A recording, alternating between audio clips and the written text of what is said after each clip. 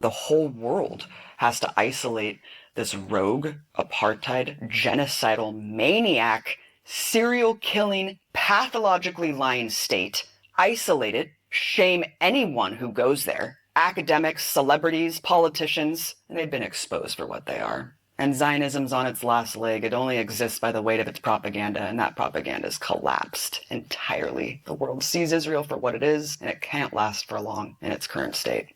You cannot expect change in a society this far gone. It is full-throated fascist.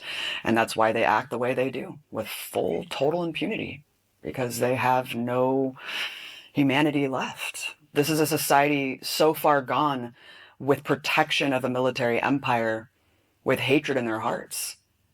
And we're seeing essentially the Fourth Reich today, marching forward, and there's no allied forces coming to save us. The Israeli Knesset just passed a law allowing the execution of Palestinian prisoners, but not Israelis. This is the true face of apartheid Israel. But this is nothing new. I saw this firsthand when I was in Israel back in 2016.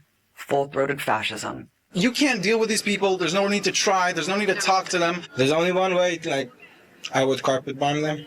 You would carpet bomb them? It's the only way you could deal with it. I didn't realize this. I didn't realize how viscerally, grotesquely genocidal Israelis were. How openly fascist they would be to anyone. Jews shouldn't marry Arabs. Shouldn't marry Arabs. Why do you feel strongly about that? Because Jews is a special nation that God gave it to the Jews.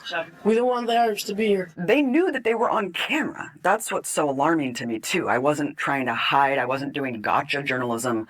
I was going up with a camera and saying, generally, what do you think about the situation? I think Israelis have to take over and they have to kick them away. I was so horrified and alarmed at the genocidal rhetoric that was being espoused. Every single person, for every generation, every walk of life, they wanted ethnic cleansing. They said we should nuke them. One little girl laughing, we should kill all Arabs. Kill all Arabs. We need to kill Arabs. No. It shows you the impunity back then. The arrogance to just assume this is what you guys think too, right? You're an American. You agree with me.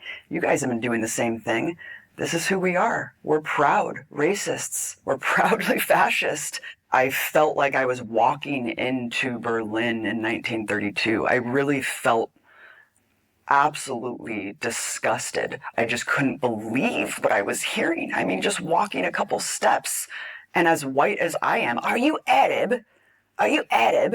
And I'm like, what? I'm an American. Oh, good. We can talk about Arabs then. We can talk about how much we hate Palestinians.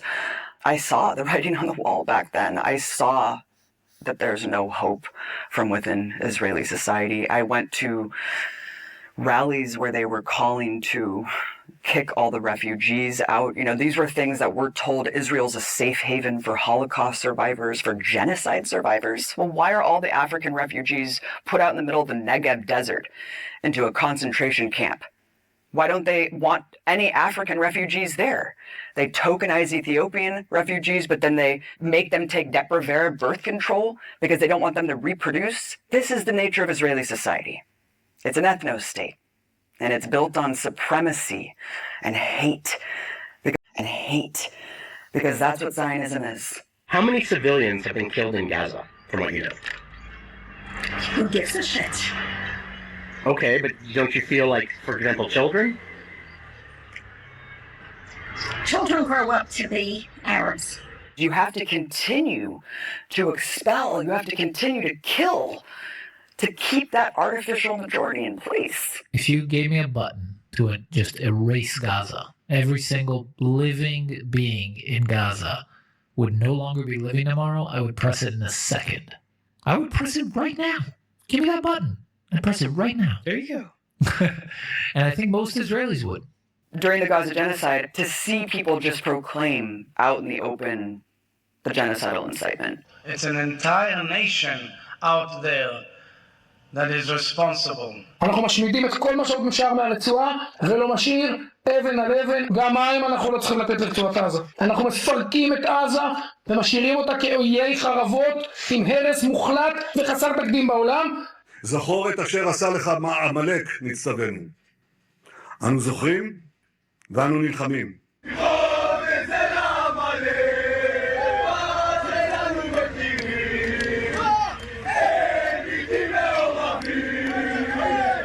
It was heinous and horrifying, but finally people saw Israel for what it is. It's all been exposed.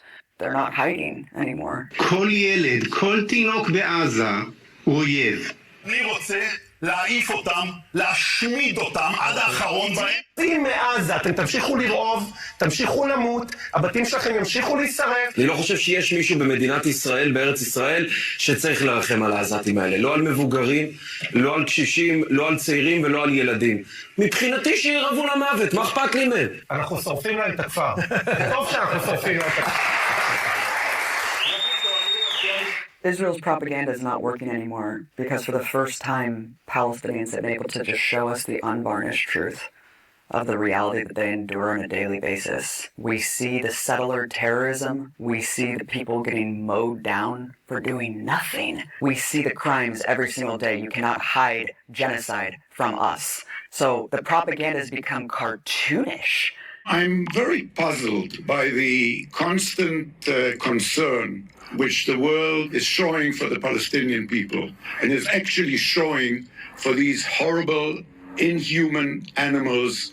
It's inverted just everything that we know to be true. Black is white, up is down. It's the most moral army in the world. We're a benevolent empire spreading human rights and democracy. Who the hell believes this anymore? So it's become silly. It's become absurd. The Israelis today saying that Hamas use Palestinians as human shields, do they? Killing the victims, then blaming the victims for killing themselves. I mean, what is this logic? They infantilize us. They treat us like children. This is a genocide happening in front of our eyes. We have, that word is, as you know, incredibly emotive, and the Israelis, as you know, will be saying that they are targeting Hamas only. It's become so obvious that we're being dictated to, that our reality is curated by tech overlords who are profiting off the infrastructure of genocide, of the surveillance of our lives. All of these things are interconnected. So the propaganda doesn't work anymore. It's too infantilizing and stupid. One day after describing it as a tragic mishap, Israel has now claimed a deadly double strike on a Gaza hospital was prompted by the discovery of a Hamas camera. A Hamas camera is why they blow up journalists at a hospital? Because they have a camera that was belonged to Hamas? I mean, it just makes corporate media journalists and establishment journalists look like buffoons, doesn't it? For towing this absurd propaganda that's so hollowed out and childlike. They should be ashamed of themselves. We have some really disturbing new information out of Israel. The Israeli Prime Minister's spokesman just confirmed babies and toddlers were found with their heads decapitated. There's no excuse whatsoever. They are complicit in this. But you see Israel buying up media outlets. We have to fight with the weapons that apply to the battlefields in which we're engaged. And the most important ones are on social media. And the most important purchase that is going on right now is class TikTok. TikTok, number one. Do you see Israeli billionaires trying to tamp down on the narrative? They're desperate. They're desperate because they know that's the only way they'll survive, is to try to convince the world of the opposite of what we're all seeing. So that's why you see these desperate, pathetic influencers just spewing lies. I'm here in Gaza, and all I see is food, water, and opportunity. But instead of Hamas distributing the ramen noodles, they're eating it all, and that's why their leaders are on Ozempic. Because that's all they have left.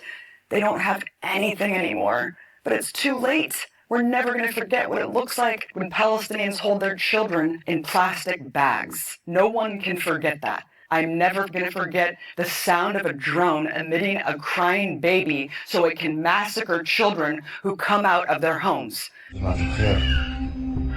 قوات كاب تركض لصوت أطفال الآن من مخيم انصارات. امبارح استشهدوا شاب طلع مسكين يشوف إيش الصوت في المدرسة طبعا بدأ والله قنصوه. And get lured like a cat and mouse. No one's going to forget that. No one's going to forget what it looks like in Gaza today. You can't wash that away. You can't paper over that with degenerate propaganda, base level lies. No one's going to paper over the unvarnished truth of what we've all witnessed for years now. Now, this is urgent. If you care about independent media, if you care about stories like this, you must support it. Please go to Patreon and support Double Down News today. Without your help and support, white supremacy. We opposed male supremacy. So what is problematic about just saying, instead of using these vague terms like, I'm not a Zionist, why not just use the straightforward term, whether or not you're a Jewish supremacist? The main Israeli human rights organization, that Selma put out a report. It says two things. Let's stop talking about Israel and the occupied territories. There's one state there. There's one state. It goes from the Mediterranean to the Jordan. It incorporates the West Bank, Gaza, East Jerusalem. There's one state. It's the state of Israel. And they said the foundation of that state is Jewish supremacy. An unequal Jewish supremacy. Palestinian Israeli Arabs have more rights than West Bank Arabs and than Gaza Arabs. West Bank Palestinian Arabs have less rights than Israeli Arabs, but more rights than Gazan Arabs. It's unequal, but the bottom line is it's one state based on Jewish supremacy. And I found that formulation resonant, because I don't think it's particularly useful to describe yourself as an anti-Zionist, because no two people agree on what Zionism is. So why shouldn't we be direct? Israel is technically a Jewish state as a legal matter. It's a state of the Jewish people. But there's nothing Jewish about Israel, in my opinion. It's an alien. It's a kind of an you know the fancy word, an excrescence? It's like an excrescence on the Jewish history and the Jewish experience. So I don't feel Israel as being a Jewish place. If you, even right now, it was kind of an astonishing fact when you consider how much Jews are saturated with propaganda by other Jews. 40% of American Jews think Israel is committing genocide. So when 40% of American Jews say they think Israel is committing genocide, it's kind of an acknowledgement that Israel is not Jewish. There is a large number of Jews outside Israel who give Israel blind support, not because they give a darn about Zionism. I doubt they've ever read a book on the subject. It wasn't Zionism. It's this belief that Jews are better. Jews are superior. And all life, not just Arab life, all life is lesser than Jewish life. And that Jews can do no wrong. They can't do any wrong. Because the whole world resents them for one simple reason. They're envious of us. All the non-Jews envy us because we're so smart and we're so successful and we're so clever. That's a very deeply entrenched belief among Jews. Overwhelmingly, it started with the spectacular secular success of Jews in the Western world, and then with the accumulation of wealth, power, organization. It's a very hard, speaking personally, it's a very hard thing to resist, because there does seem to be evidence of it. You know, there's all these debates about whether Jews have a higher IQ, or they say Ashkenazi Jews have a higher IQ than any other ethnic or racial group. Whether it's true or not, I haven't a clue. It's genetics. What do I know about genetics? But then again, what do most Jews know about genetics? They don't really know. They know their success.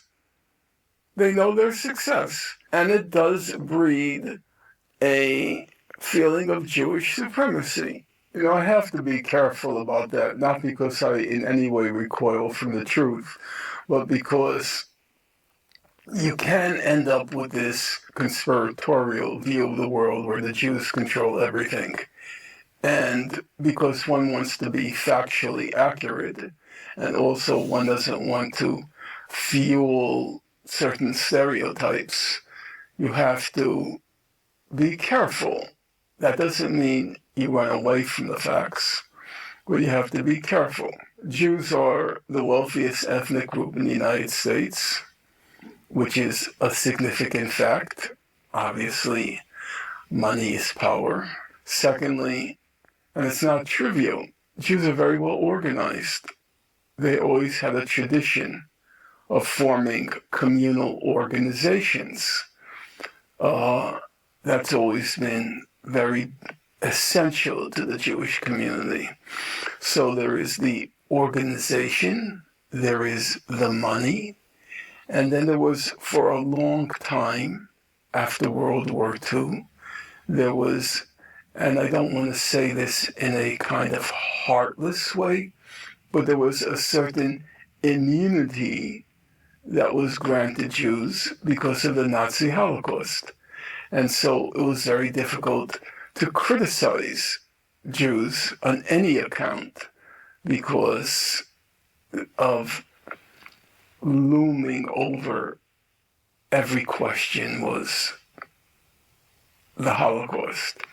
So you have concentrated wealth of a significant degree. You have organization of a significant degree. And then you have the immunity to any criticism. Well, you put those three together, it's a lethal brew. It's a lethal brew. It's a problem. Oh, I should say there was a fourth aspect. The fourth aspect, again, we have to be careful about language. The fourth aspect is Jews were spectacularly successful in the 20th century. Every Jew will tell you, I grew up in that milieu.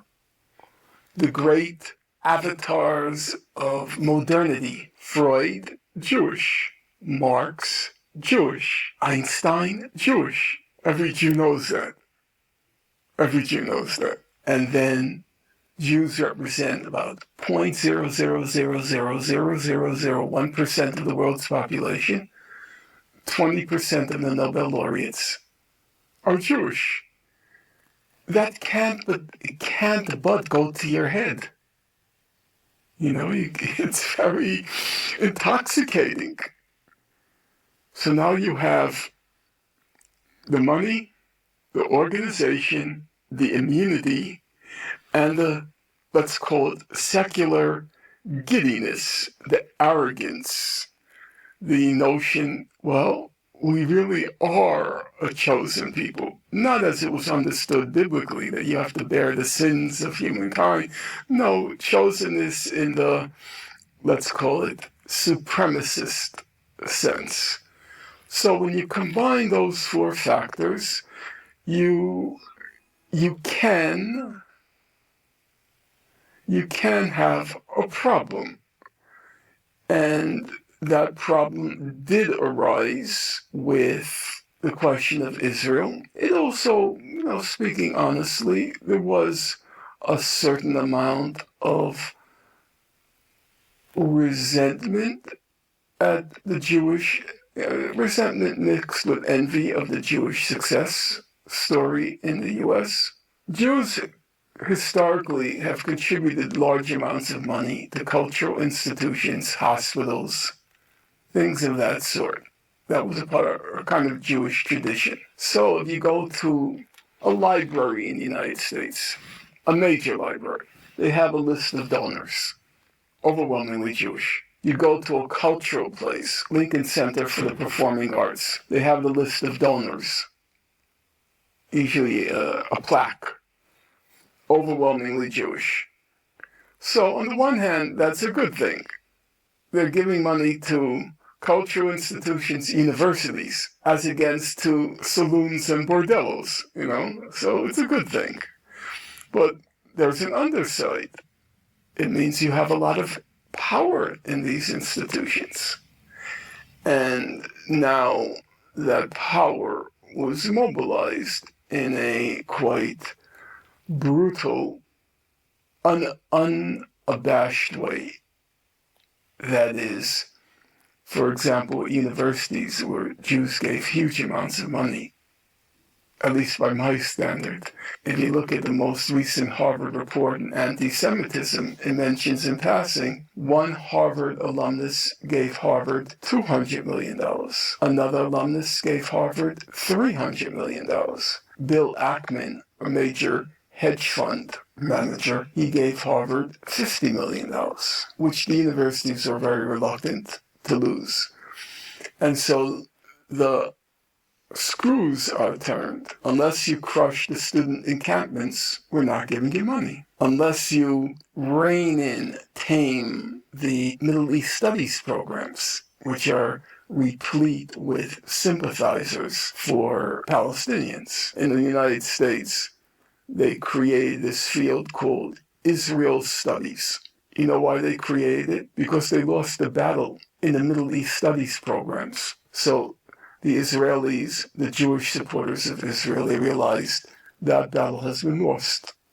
And so they created their own field called Israel Studies. So across the board, I know people in the cultural institutions, and they told me the pressure in places like Lincoln Center for the Performing Arts, which is the major performing arts institution in New York. The pressure not to criticize Israel was just overwhelming.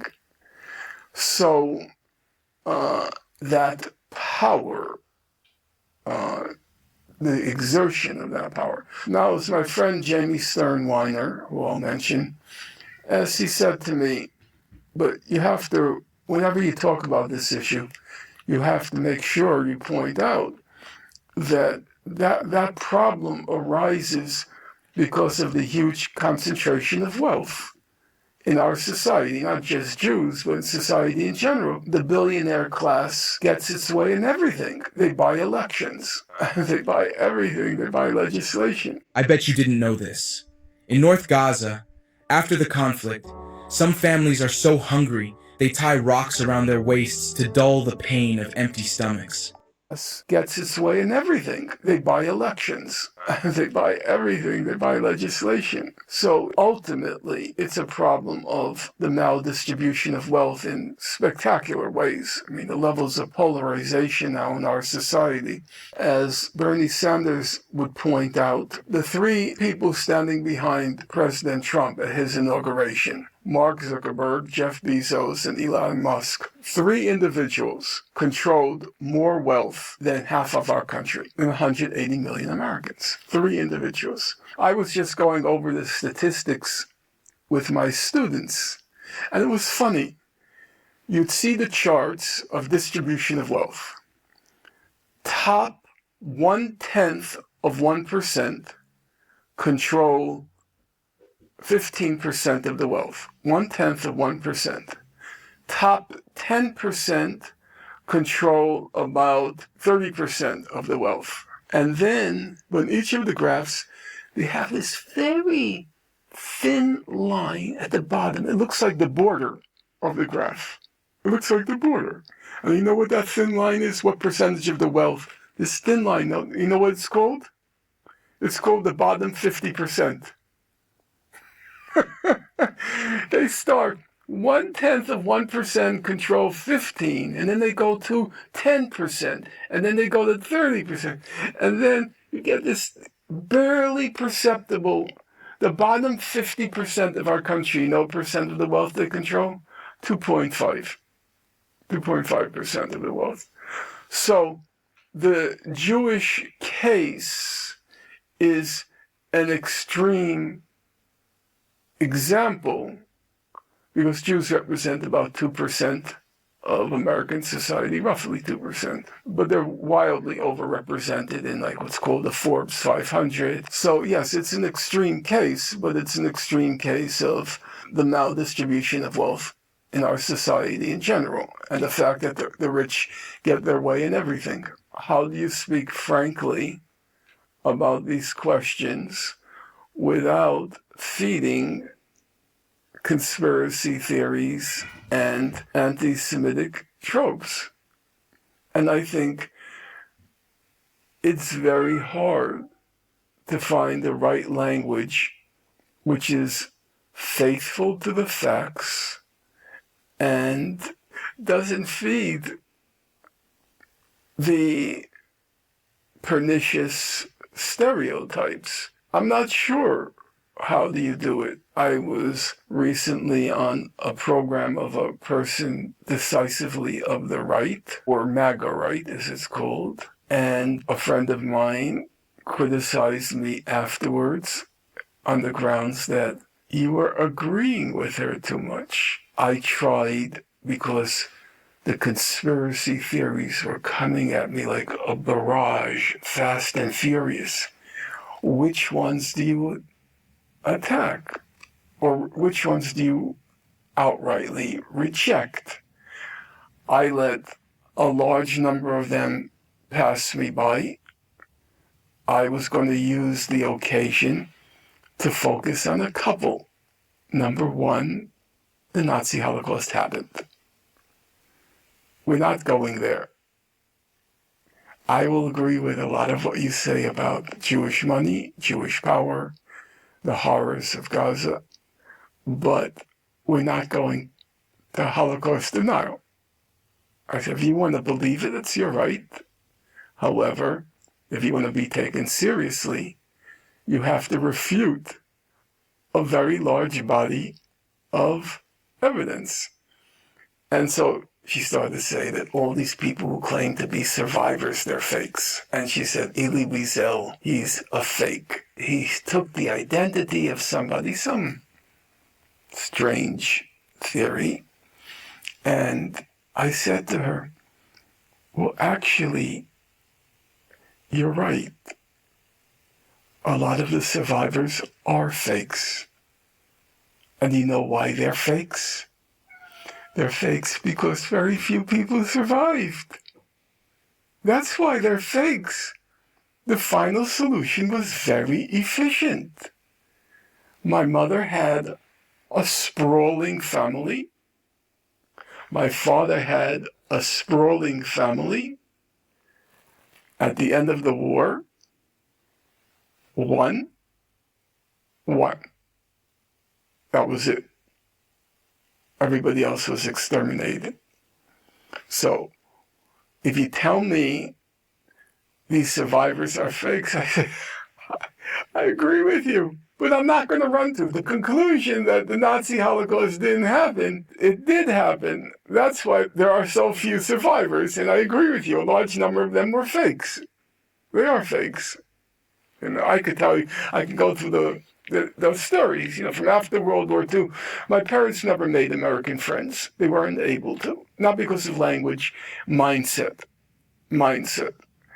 And so all of my parents' friends were people they knew before the war. However, how did they survive? Well, Germany and the Soviet Union divided up Poland, the Hitler-Stalin Pact, and a large number of Jews fled from the German side to the Russian side. The estimates are about 200, 300,000 Jews fled. My family could have fled. My mother's side could have fled because my mother's father was in the Polish middle class. He owned a tobacco store. He was fanatically religious. My mother said worse than 100 rabbis. He was fanatically religious. And the question came up, should you flee? And my father said, God will never let anything happen to the Jews. And my mother adored her father. But she would always say, so stupid. He believed in God. So stupid. So the ones who survived, they had fled to Russia. And you know what that meant? It meant they escaped the Holocaust. They're not Holocaust survivors. They escaped it. They were in Russia. None of them would dare, they wouldn't dare to say to my parents that we're Holocaust survivors also. They would be ashamed to say that. Ashamed. Now, Russia was not a bowl of cherries. And it was during World War II. And the estimates are about 27 to 30 million Russians were killed. But it wasn't Auschwitz. It wasn't Majdanek. It was not. It was different. But when the Holocaust industry, this enterprise took off, everybody wanted to be a Holocaust survivor because now it was a source of pride. When I grew up, being a Holocaust survivor was a source of deep shame. Strange to say that now. First of all, by another Jew, by the way. The Jews went like sheep to slaughter. It was a badge of shame. Jews went like sheep to slaughter. Why didn't they fight back? And number two, the assumption was, if you survived, you must have done something dirty. My mother used to get so angry when people innocently asked her. Innocent, it really was innocent. I think it was innocent. They would ask, how did you survive? Which she always thought there was a dirty undercurrent to that, like you must have done something dirty. So it was a badge of shame. But then when the Holocaust industry took off, everyone wanted to be a Holocaust survivor. And everyone wanted to be a survivor of Auschwitz. Everyone wanted to be a survivor of Auschwitz. And everyone wanted to say they saw Mengele, the doctor of death in Auschwitz. They saw Mengele. It's all complete crap. Complete nonsense. I'm of the generation, my parents passed through the Nazi Holocaust, and they were totally anti-Israel. But my parents deeply felt the Jews needed a homeland, because their feeling was they were abandoned during World War II. I don't quite agree with their formulation. I don't quite agree with it. But certainly I understood the feeling, as my parents put it. One, nobody wanted us. And two, quite a few people weren't all that sad at the thought that we were being killed. So they were very emphatic. The Jews needed a homeland. As the expression was back then, and my parents tended to use the political language, they needed a place of refuge. If and when it came again to nobody wants us, they needed a place of refuge. So my point is, the idea of a Jewish homeland state had very broad support. And I think the events of the past 2 years, they do have to call into question whether that whole experiment of Jews with a homeland, was it a complete and total disaster which discredited the entire idea as well as its undertaking from the beginning. Israel is a visibly very ugly place. It's not the horror. It's not the kibbutzim.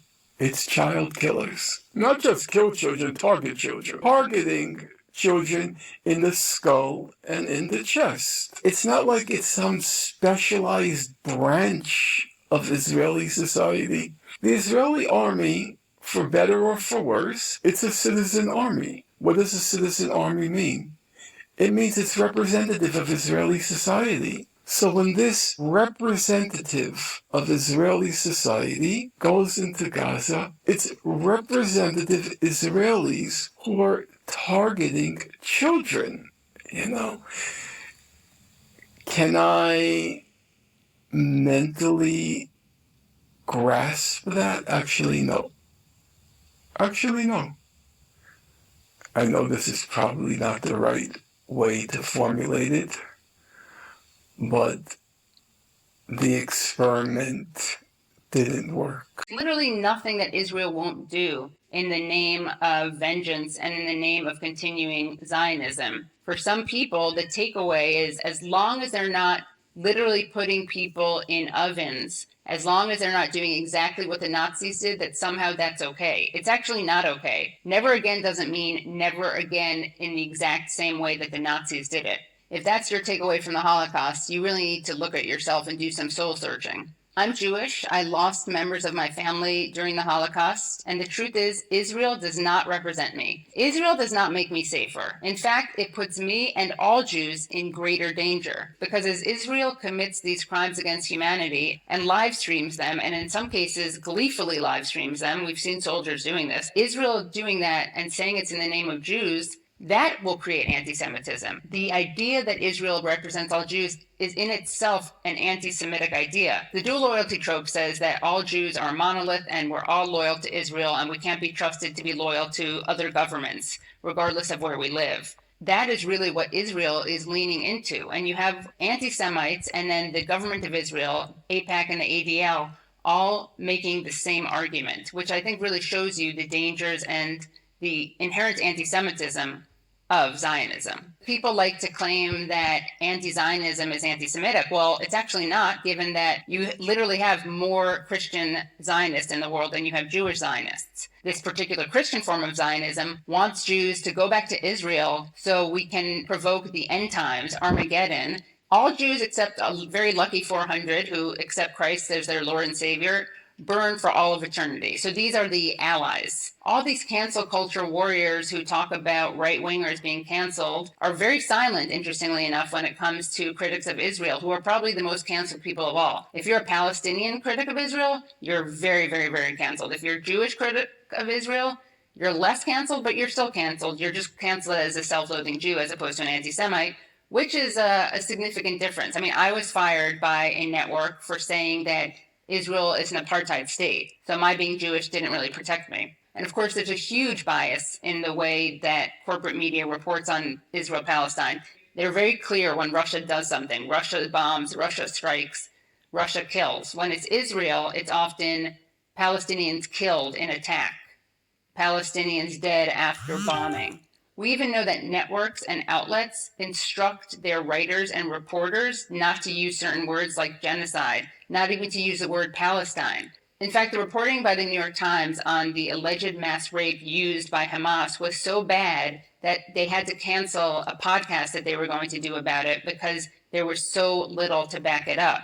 Now, on the other hand, you have countless stories and allegations of Israelis raping Palestinians. That got totally ignored. It's really fascinating that we hear time and time again about the 40 beheaded Israeli babies, even though there was no evidence of that. And we do have evidence of actually beheaded babies, children with their heads blown off. I mean, we saw a child literally shredded. Various representatives of the Israeli government are never asked about that. They're never asked to condemn Israel's violence. They're never asked to condemn Israel's terrorism. There was a doctor who was tortured to death. If you don't already feel disturbed by the images of Palestinians or the stories of Palestinians, the story of Hind Rajab, who was left in a car to die when she was begging for help, and Israeli soldiers shot up the car and shot up the ambulance trying to rescue this girl. If that doesn't haunt you, I really urge you to imagine this happening to a Jewish child during the Holocaust.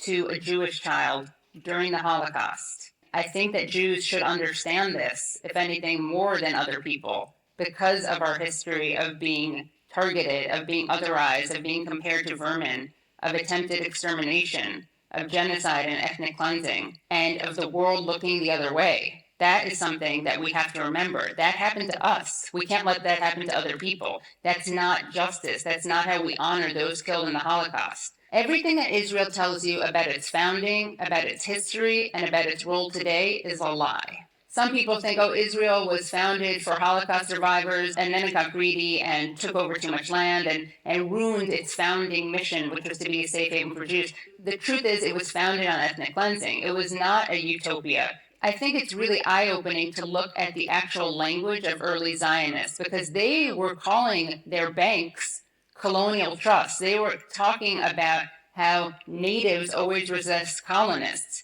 In other words, it's not just critics of Zionism who describe Zionism as colonial, it was the Zionists themselves. Israeli society really had a lot of disdain for Holocaust survivors. So they did something very disgusting. They both weaponized the Holocaust to justify their extermination of Palestinians, and they mistreated Holocaust survivors. In fact, they even referred to them as sapon, which means soap in Hebrew.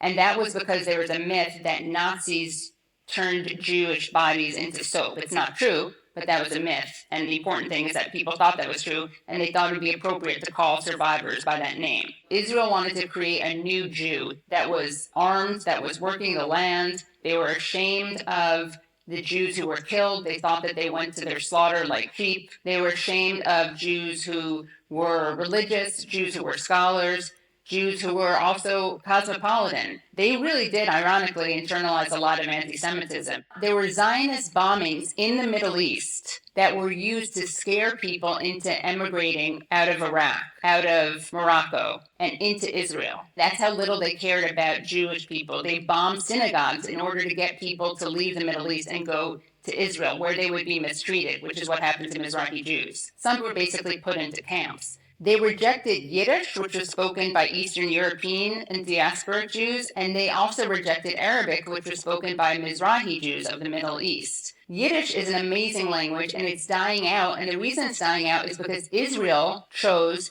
to create modern Hebrew, which no one spoke, and they had a lot of disdain for a lot of Jewish culture. So Israel has always been a racist project in many ways, against Palestinians, but even against Jews themselves, and it's been an anti-Semitic project as well.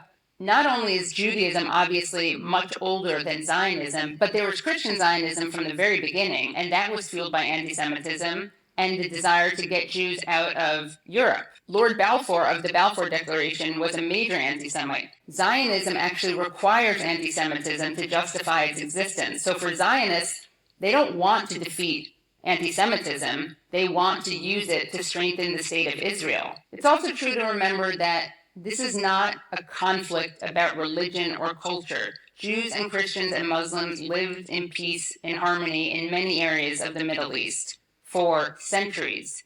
This is about power. This is about land. This goes back to resources. This goes back to the West wanting to have a foothold in the Middle East. This is not about religion. Jewish anti-Zionism has existed since Zionism. A lot of Jews opposed Zionism because they, I would say rightly, predicted it would create anti-Semitism. There's a very rich radical history of Jewish internationalism. During the Spanish Civil War, which many people see as the dry run for World War II, among all the international brigades, so all the volunteers who left their countries to fight in a war against fascism, the most common language spoken was Yiddish, which speaks to this tradition. If we look at so many struggles like the civil rights movement in the United States, there were lots of Jews involved in that. Jewish people were overrepresented in that movement. If you look at South Africa, some of the most active anti-apartheid activists were Jewish. That's the tradition that I'm proud to be part of, not a tradition which weaponizes trauma, tragedy, and the Holocaust to kill more people. Israel is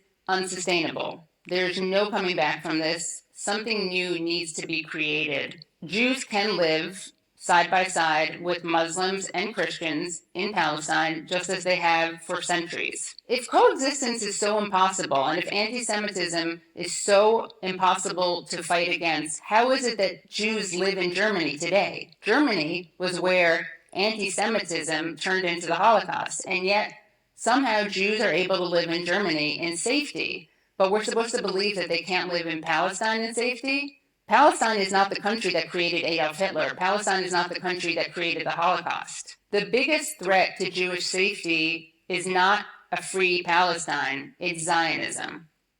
It's essential to challenge the lies and propaganda of mainstream media. You won't see videos like these in the mainstream media, which is why it's so important to support the work of Double Down News on Patreon.